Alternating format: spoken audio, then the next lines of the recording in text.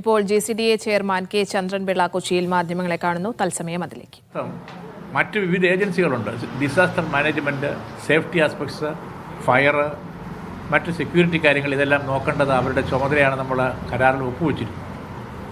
പക്ഷേ അത് പൂർണ്ണമായും പാലിക്കപ്പെട്ടിട്ടില്ല എന്നാണ് ഇപ്പോൾ നമുക്ക് കാണുന്ന കാര്യം. അതുകൊണ്ട് ഞങ്ങളെ സംബന്ധിച്ചൊരു അന്വേഷണം വയ്ക്കുന്നുണ്ട്.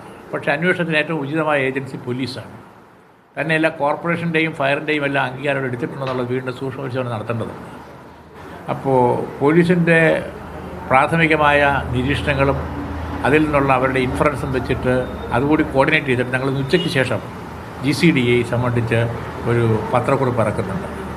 അതിൽ ഈ കരാറിൻ്റെ വിശദാംശങ്ങൾ ഞങ്ങൾ കോട്ട് ചെയ്യും. അതാണ് അത് സംബന്ധിച്ച് പറയാം. ഒന്ന്, ഈ അനുഭവം, ഈ പാഠം ഭാവിയിലേക്ക് നമുക്ക് പ്രയോജനപ്പെടുത്തത്തക്ക വിധത്തിൽ ആര് പരിപാടിക്ക് വരുമ്പോഴുള്ള സേഫ്റ്റി പ്രോട്ടോക്കോൾ ഒരിക്കൽ കൂടി നമുക്ക് പുതുക്കി കാലോചിതമാക്കി കർശനമാക്കി തീരുമാനിക്കേണ്ടതുണ്ട്. അത് ചെയ്യും ഞങ്ങൾ. എന്താ കാര്യം എന്ന് വെച്ചാൽ, ഈ സ്റ്റേഡിയം നമ്മുടെ അഭിമാനകരമായ ഒരു സ്ഥാപനമാണ്, അല്ലെങ്കിൽ ഒരു സംവിധാനം.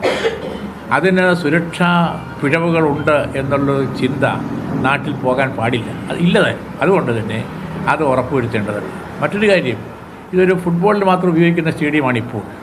അതല്ലാത്ത കാര്യങ്ങൾക്ക് ഈ സംവിധാനം ഉപയോഗപ്പെടുത്തണമോ വേണ്ടയോ എന്നുള്ള ആലോചിച്ചപ്പോൾ ഞങ്ങളത് ആകാമെന്ന് തീരുമാനിച്ചു. അങ്ങനെ വരുമ്പോൾ ഏറ്റവും പ്രധാനപ്പെട്ട കാര്യം ഫുട്ബോൾ ടർഫിന് പരിക്ക് വരാതിരിക്കുക എന്നുള്ളതാണ്. ഫുട്ബോൾ ടർഫിന് ദോഷം വന്നാൽ ISLൻ്റെ എല്ലാം പ്രോട്ടോക്കോൾ പ്രകാരം അവരതിനകത്ത് തെറ്റായ ഒരു രീതിയിൽ ഇത് മെയിൻറ്റെയിൻ ചെയ്യുന്നു എന്ന് വന്നാൽ പിന്നെ നമുക്ക് കളികൾ കിട്ടില്ല.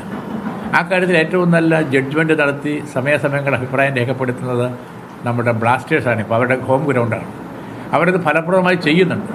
പക്ഷേ ഒരു പ്രശ്നം വരുന്നത്, ടർഫിലേക്ക് ഈ 10-12,000 കുട്ടികൾ വന്ന് ഒരു നടന പരിപാടി നടത്തുമ്പോൾ ടർഫിനുള്ള സംഭവിക്കുമെന്നുള്ളൊരു പ്രശ്നം വന്നു. അപ്പോൾ ഞങ്ങൾ പറഞ്ഞത്, ടർഫിന് ദോഷം വരാത്ത ഒരു